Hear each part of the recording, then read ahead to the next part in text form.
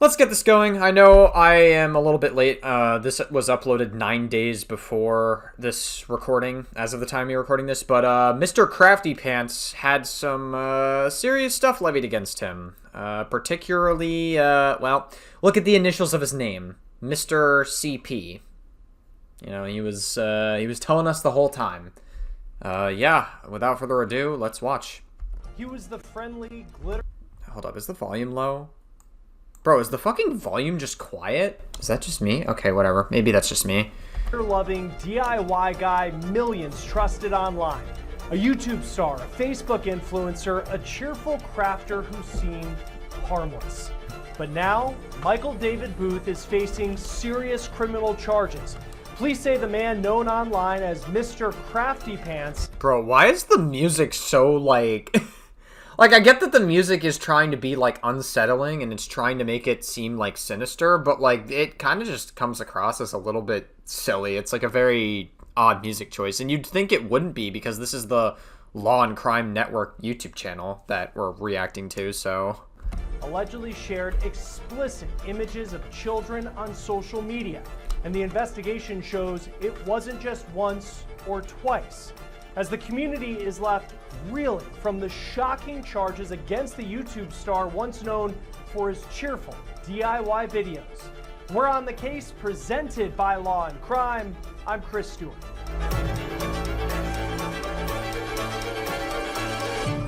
Dude, the fucking music choice on this was certainly a choice. That's all I have to say about that. If you've ever fallen down that rabbit hole of DIY videos on YouTube, you might have come... I never have, because I never gave a shit. The extent of my DIY exposure on YouTube was back in the day when I used to be an iDubbbz fan. I watched some of his content cops, and he would make fun of tech destruction channels and toy channels. That's about as close to DIY channels as I've ever been exposed to. And I guess maybe because of this, it's probably a good thing I wasn't. I don't know. Across someone called Mr. Crafty Pants. He was telling us the whole time. Mr. CP was a criminal the entire time. Who would have thought? He was the friendly, glitter-loving DIY guy teaching you how to make custom t-shirts, cards, and home decor. 500,000 subscribers on YouTube. Fucking 500,000 subscribers as well. Like, he was large on YouTube. Hundreds of thousands more on Facebook and Instagram. So the entire smiling thing was just like a fake persona that he was putting on for branding. Wow, what a fucking horrific thing to get caught up in. But police say behind that cheerful, family-friendly persona was something much darker. Booth was arrested this week in Kentucky, charged with That's his name, Booth? Is that his last name? Distributing and possessing explicit images of children. Detectives say he wasn't just collecting them, he was sharing them over and over on a messaging service. I mean, I'm just wondering why he wouldn't say the messaging service. Maybe... I don't know, I've watched, like, some of the Predator exposed videos, like, what is it, Skeeter Jean and Gideon. I know they've been doing a very good job at catching Preds lately. Preds, as Gideon refers to them. But, yeah, I know that they have been catching them, and I don't think that they explicitly say the messaging app that they use, and I think one of the reasons why they don't is because they want to limit the opportunity of Preds catching these children as much as possible. Because, you know, they want to keep children safe, obviously. Like, that's the main part of their content. I think, like, from that perspective, it makes sense why they're not going to name drop the app, the messaging app that they're on, because that could signal boost to a lot of these predators. Whoa, excuse me. That could signal boost to a lot of these predators. Oh, this is a easy way to find children. It could be that. So I can totally understand that. Investigators traced a Kick account spreading child sex abuse material right back to Booth's home in On Kick, you said? Is that what you said? Oh, so I did not mean to lower my volume. Hold up. Them account spread over on a messaging service. Investigators traced a Kick account spreading child sex abuse material right back to Booth. On Kick? What the fuck? Bro, Kick just cannot, for the life of it, get its shit together on, like, anything. Booth's home in Prospect, Kentucky. They say the account even had selfie-style photos of Booth proving it was him. But one detail investigators found was particularly disturbing. Booth had allegedly been sending out images of children under 12 on at least 10 occasions. That's fucking crazy. Why would you become a YouTuber and while you're a YouTuber get involved in shit like this? Like, why would you ever think to, like, send fucking child sex abuse material, like, become a content creator simultaneously? It just seems like a really fucking dumb way to throw away your career. Before his arrest, Michael David Booth was known to hundreds of thousands of people online as Mr. Crafty Pants, the over-the-top, always cheerful crafter who made glitter, vinyl, and heat presses look like pure magic. His YouTube channel, launched in November of 2019, grew fast, more than... Jesus Christ, it's almost like you don't see the red flags, you know? Like, he tries to have all these, like, colorful arts and crafts and stuff, which a lot of kids are into arts and crafts, and so maybe that was the reason he started his whole channel. Which is very eerie because it kind of reminds me of another case named, I'm sure some of you are familiar with the gymnastics sexual abuse scandal with Larry Nassar, where he literally got his career with the intention of preying on kids and preying on, like, females to sexually abuse them and to prey on most of them were underaged, and he was, like, a grown-ass fucking dude. He was really disgusting, and he was, like, a legitimate predator. It kind of reminds me of that, where it's like maybe he got his career with the intention of trying to seek out these kids. I don't think that's unreasonable speculation. 595,000 subscribers before it was taken down after his arrest.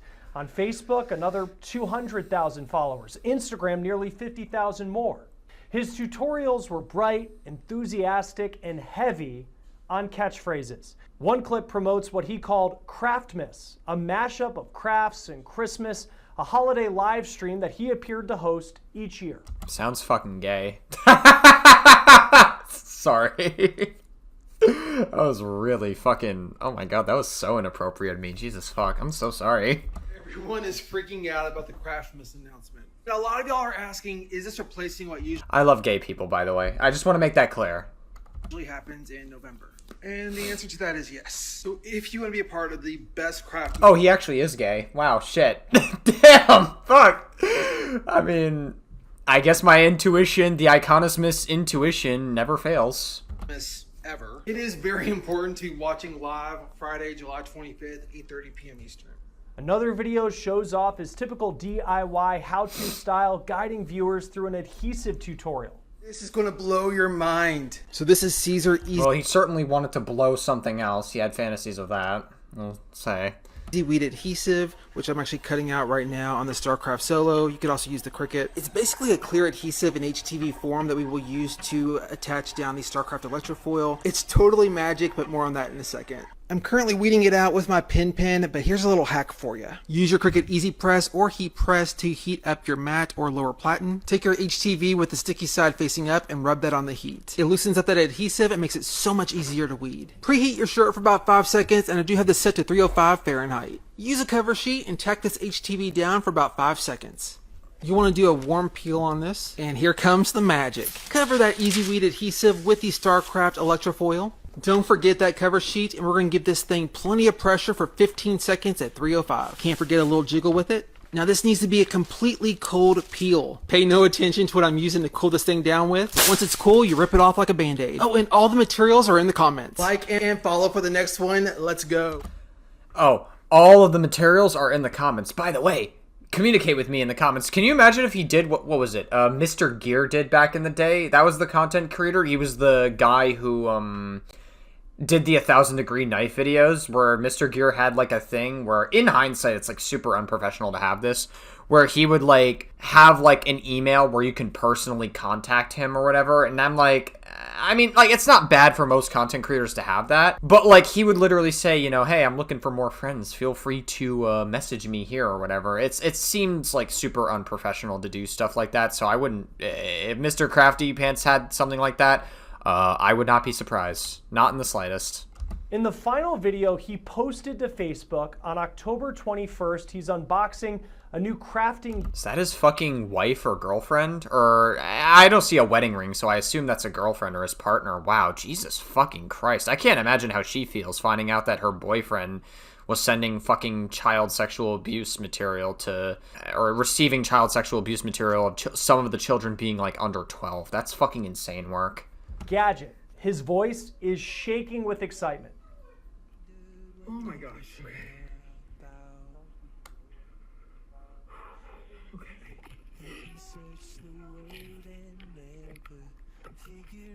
Oh my god. Oh my god. Oh my...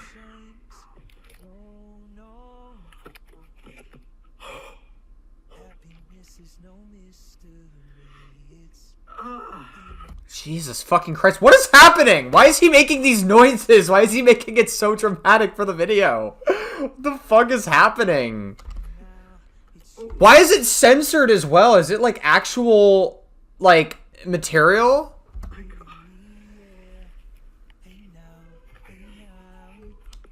Oh my god, is it the fucking material? It's the cheese pizza? Hopefully he got some pepperoni and anchovies on that cheese pizza. Actually, no, I fucking hate anchovies. Anchovies, like, make me sick. Pepperonis are kind of mid as well, but at least I can handle them more. Anchovies, like, make me choke, though. I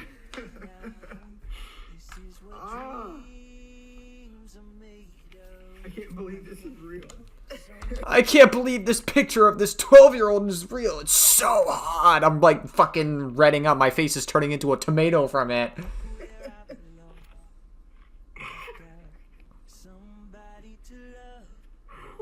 Okay.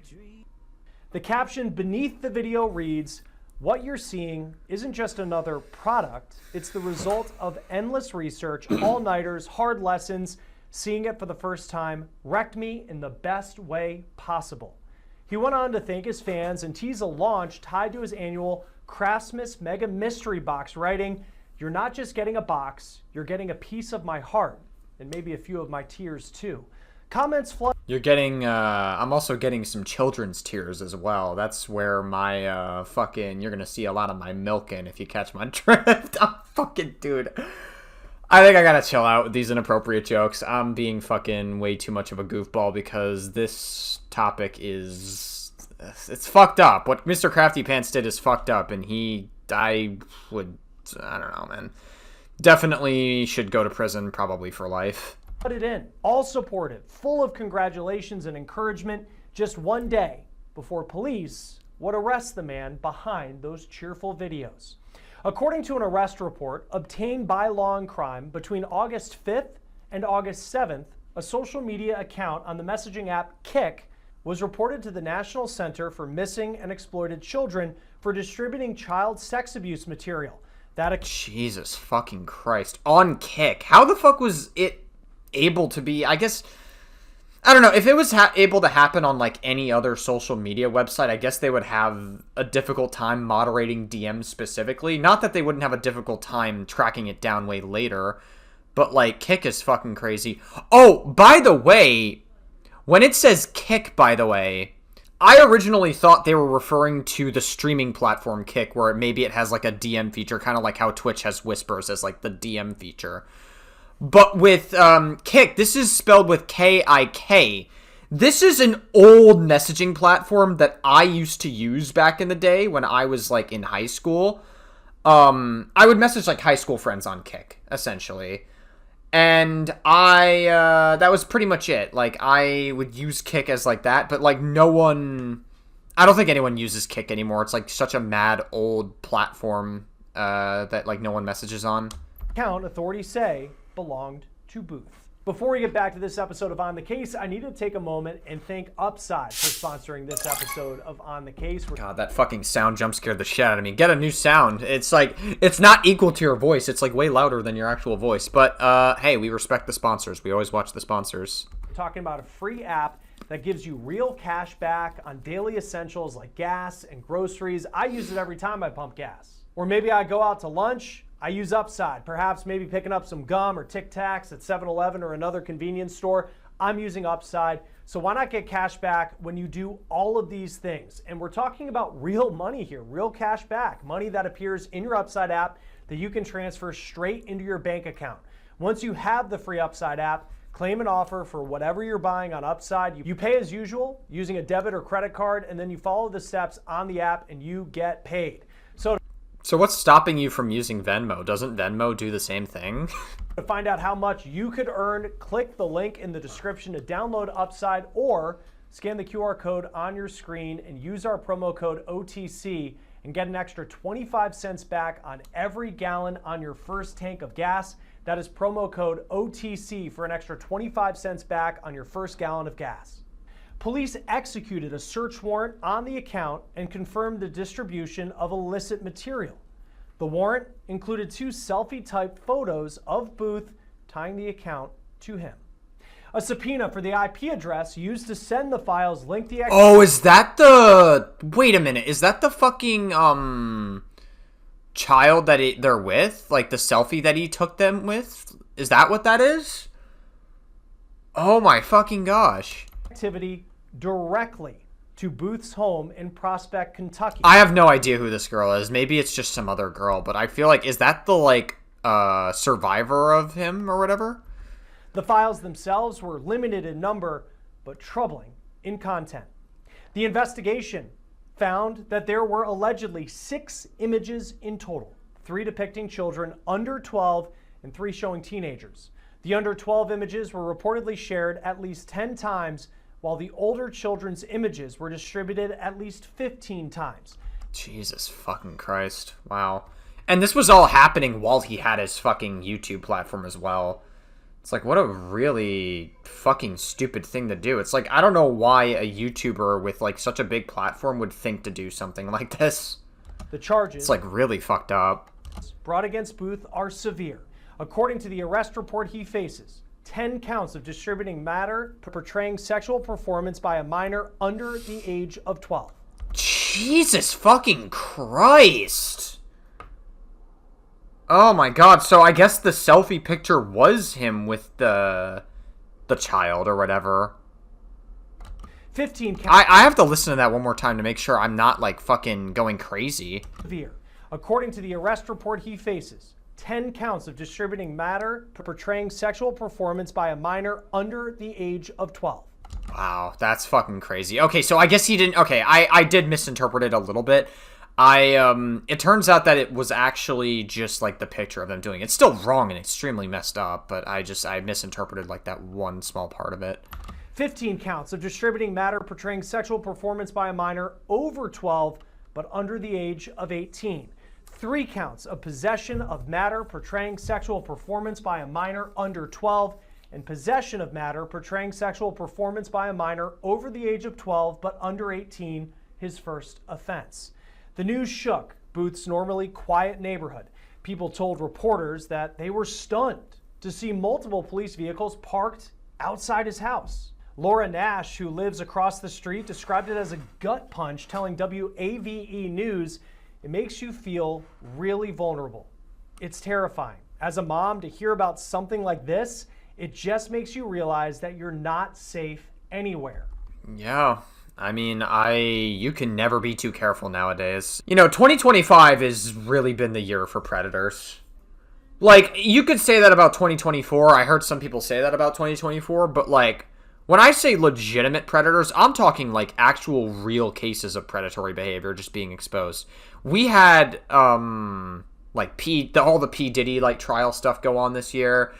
We had the fucking, like, Donald Trump and Epstein shit go on this year. We had the David situation. We had, there's, like, a few others that I'm not naming off the top of my head. I guess Mizkif is a predator because he was, like, raping, or he sexually assaulted Kuko while she was drunk, and then he attempted to sexually assault Emaru, and I wouldn't doubt that there's more people behind the scenes that he's probably tried to do it to as well. Yeah, there's, like, a lot of other predators this year that are... Damn, that's fucking crazy. Another neighbor, Lindsay Smart, pointed to a Halloween yard sign that Booth had displayed. It read, "I smell children." What the fuck? He had a sign in front of his house that said, "I smell children." That's... Bro, his name being Mr. Crafty Pants with CP as the initials, him saying I smell children in front, his YouTube channel being about arts and crafts. He is literally, like, I'm not trying to be that guy, but it feels like the writing has been on the wall for this guy to be, like, a legitimate fucking, like, pedophile, because that's what it is. Like, he's going after children that are, like, under fucking 12. She told media, quote, "You feel like you know your neighbors, but what goes on behind closed doors, I guess we never know. It's sickening, it's disgusting, and I'm so glad he got caught." Yeah, hopefully he stays in prison for good. Booth was arrested on Wednesday, October 22nd, and taken into custody. He appeared in Jefferson County District Court the following day. He entered a plea of not guilty on all the charges, and he had his cash bond set at $100,000.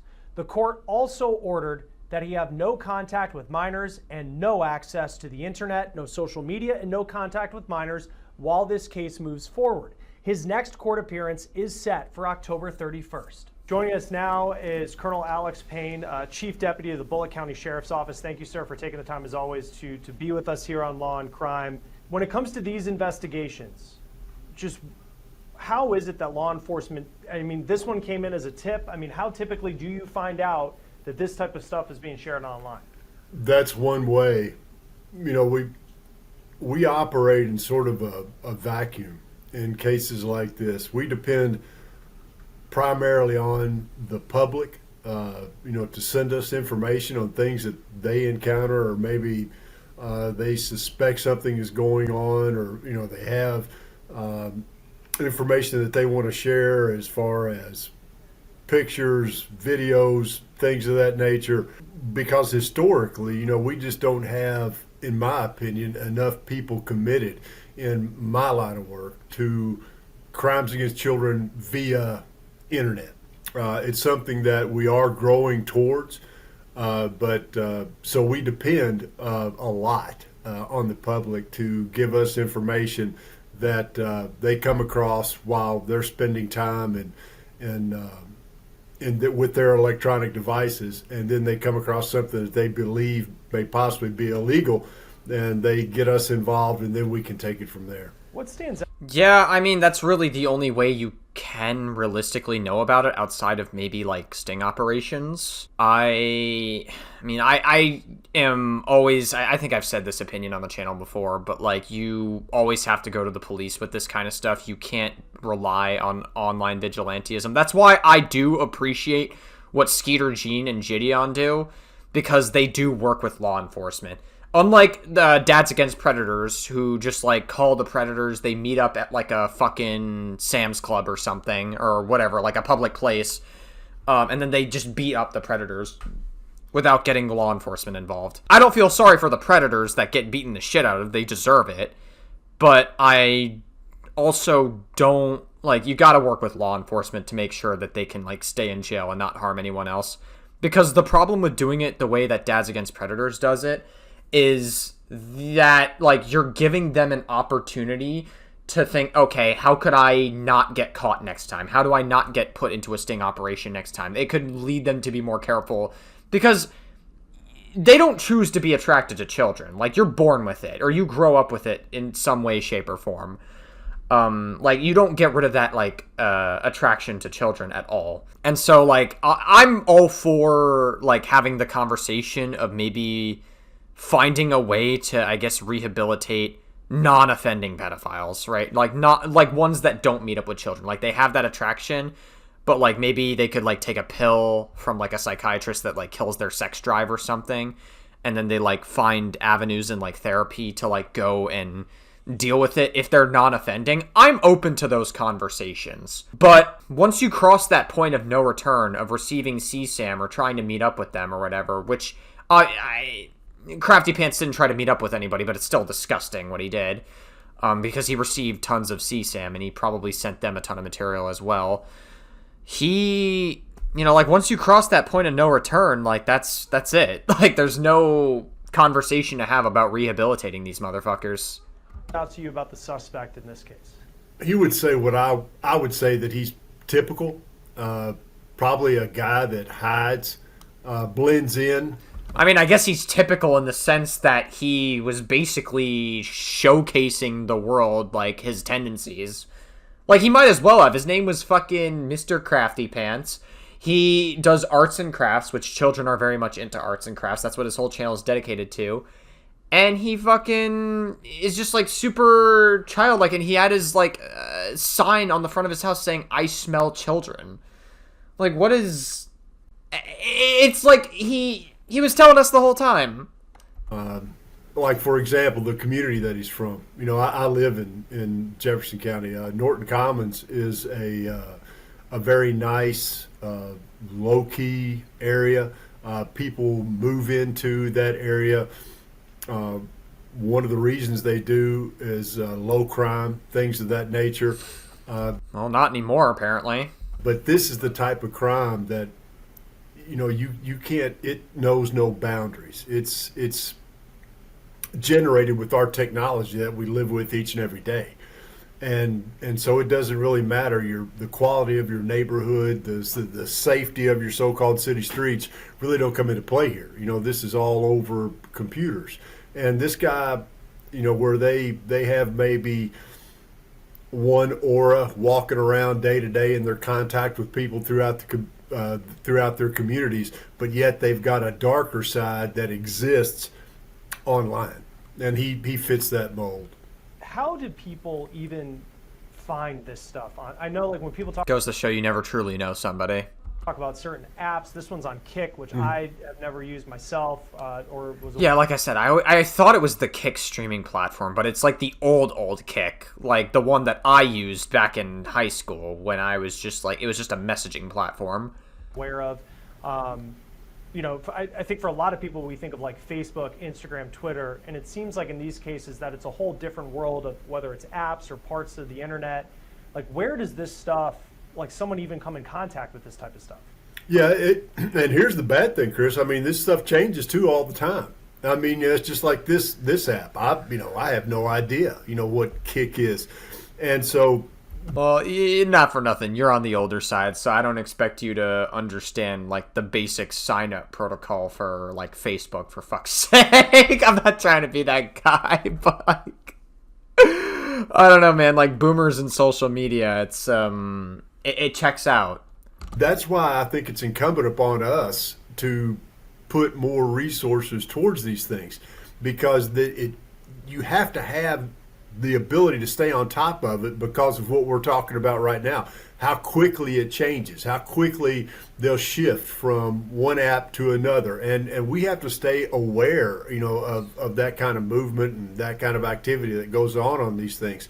But thank goodness, you know, there's still a lot of good, moral, upstanding people out there, and, you know, that use these apps for total righteous purposes, totally legal purposes, you know, for probably what they were meant to be used for. But yet you still will always come across those individuals who use it for, well, sick things like this. Yeah, and it seems like from what law enforcement has said they have is not only the images themselves, apparently there are selfies that he took, so that'll tie you right to a crime for sure. And then the IP address also goes directly to his home.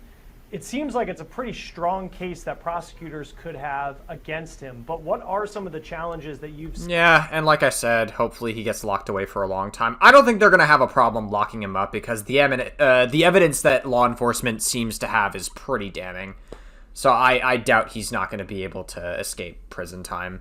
The question is, I hope that prison time goes forever, and hopefully, well, if I said what I wanted to have happen to him in prison, I would get this video taken down, but I'm sure anyone who's listening or watching can probably guess. Seen in investigations like this, in knowing that someone, you know, as an investigator, maybe you know this person has this material, but making sure there's that direct line that a prosecutor can use to get a conviction. And there's where you get into the really technical side of this, being able to prove that this material actually came to this particular IP address, and then once it came to this particular IP address, it was distributed to other IP addresses. And so therein lies the technical side of these types of cases. And again, yet another example of why, you know, I think, you know, we need to develop our own, and most large agencies have them, in-house experts on things such as that. And that was going to be my next question, because when it comes to law enforcement, I mean, you respond to murders, gun cases. In this case, very technical, very different. I mean, typically, what type of training do sheriff's offices, police departments have in being able to get that technical evidence that you're going to need in court in a case like this? Right.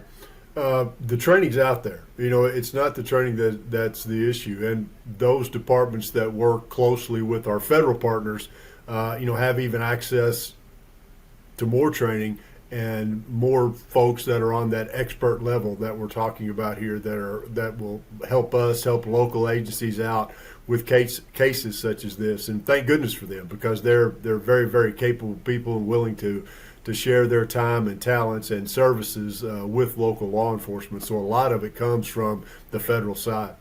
I know he is facing several charges related to possessing this material, distributing this material. It seems that law enforcement knows how many times he distributed certain pieces of this material. What goes into what someone faces as far as the charges in a case like this? Well, here, it'll vary. These investigators will get with local prosecutors as far as, the degree of seriousness of. Oh, okay. So they're just showing like random selfies of people that they have blurred out. Because like one of them I thought was like his girlfriend or something, and then another I thought was like the child, and then this one right here, I think they're just showing like random selfies he has with like other people. Okay, I'll play it back just because I paused at an awkward time. It'll vary. These investigators will get with local prosecutors as far as, the degree of seriousness of these crimes, depending upon, what they've got there with those images and the material that they have. The prosecutor will then look at all of this material, look at the case as a whole, the strength of the case as the whole, and come forth with whatever charges they believe that they can successfully prosecute. And we'll find out, here pretty soon, in this case, because I'm sure it's probably not the end of it, because each of those IP addresses that you're talking about, you're reaching out to somebody else who's now receiving these things. Yeah, so it's probably likely that it's probably more than just the stuff that he was sending. There's probably way more people or more platforms that he was messaging on receiving this stuff, because if he is comfortable receiving like 10 counts of pictures of children below the age of 12, and then 15 counts of people below the age of 18, and then 3 counts of something else or whatever. Basically, this guy is like a serial predator, so I wouldn't doubt he has other messaging platforms that he goes on to try to find kids to talk to or something. It's it's disgusting. It's really depraved shit. And so it's just like a spider web. These things will branch out and branch out. Oh, and it's really sad and disturbing to think about, but we don't know who the children are in these images. We know that he possessed them. Yep. Don't know if he didn't see anything about as far as he was the person who took the images, but how do you go about finding who these children are and where this stuff originated from? Yeah, that's part of the complicated nature of these particular cases involving electronic crimes. And, hopefully they've got information that will lead us, or law enforcement, to identify who these potential victims are. And, it's sad, this age that we live in. There are so many advantages to having this modern technology. It's just like cell phones or computers, Well, I also think another part of it is that Kick, the old version of Kick, I have to differentiate between modern Kick, because usually when I say Kick, I'm referring to the streaming platform. I'm talking about the old messaging platform Kick. I think the old messaging platform Kick, so many people, myself included, stopped using it after high school. I think I first got it, I think when I was in 8th grade, actually. I remember, in 8th grade, I got the messaging platform because everybody was talking about it. I was like, all right, yeah, I'll try it out, why not? And so I got it, and then I used it periodically throughout 9th grade. Sometimes in 10th grade, I think I uninstalled it briefly in 10th grade, and I only got it back because I was messaging a friend I had at the time. But that was about it. After that, I stopped using Kick, and I haven't heard anybody else use Kick. I think Snapchat completely, outsourced Kick entirely. So, yeah, I mean, I guess, the point I'm trying to make is that I feel like Kick's moderation now is just so much lower because not as many people are using it. So they never expect you to be sending fucking CSAM through it. You know, hopefully that gets reported to Kick. Maybe there's like things they can do to do better about it. But again, when it comes to direct messaging, it's hard to moderate it completely because all sorts of weird shit gets sent through Discord. I mean, the David situation, if you look back earlier this year, that was something that was happening through Discord DMs. And I think with EDP specifically, like a couple of years back, when you look at like the fucking infamous predator EDP, he was like grooming children through like Instagram DMs. And so it's like very hard to moderate those specifically because like realistically, what do they do to moderate DMs? Like any DM out of context could look bad to anybody, right? And you never know the true context of it. But like until you know that they're messaging a child or whatever, that's like, it's hard for, so the point I'm making is that for these social media platforms, it's hard from the outside to determine definitively if they're like messaging a child or not. Yeah, it's very sad. And also because people lie about their age online too to like get access to these apps. Because I'm sure some of these apps have like an age limit as well. Like I know Twitch, you have to be like, I think you have to be 13 plus to go on Twitch. And then for Twitter, you have to be 13 plus. There's a couple of apps that have like an age limit. I think Instagram has that as well.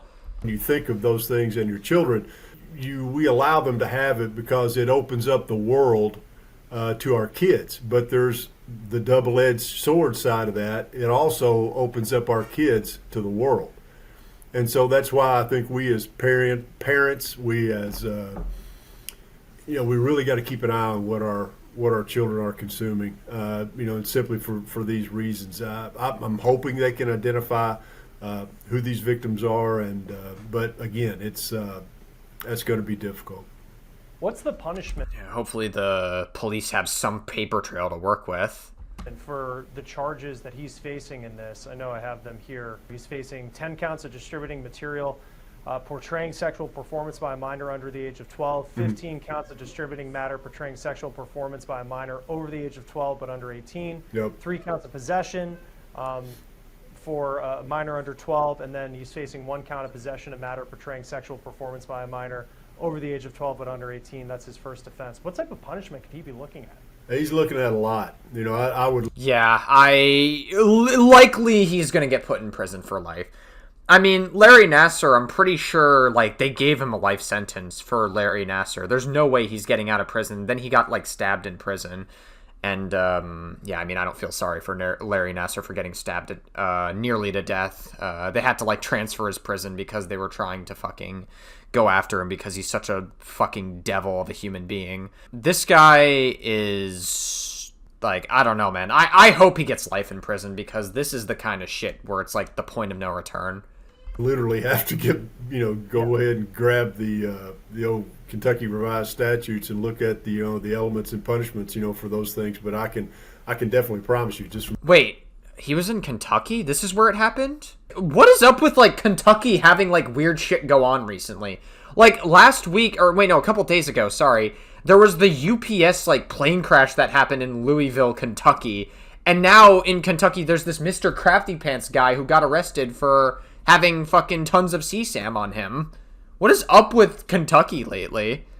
Being in this line of work as long as I have, he's looking at a lot of time. And I know this is more, I think, for a district attorney, but seeing that it seems like they have him. I mean, they have the selfie, they have the IP address. There's really, I mean, what happens now in terms of, maybe he takes it to trial and tries his best. I don't know. But I mean, for this point, if you have him and you're looking for other people who potentially could be in some sort of ring, how do you use the evidence that you have against him to try and get someone else? Well, it depends, on like one of the things. Hopefully, the guy has somewhat of a conscience left, and maybe he talks to investigators. And maybe he has knowledge of who these other folks are, but he may know code names and things like that. So it's kind of, yeah, it's possible. I mean, like cheese pizza and stuff. I mean, Crafty Pants is a fucking code name. Like he was telling us, like I said, Mr. CP.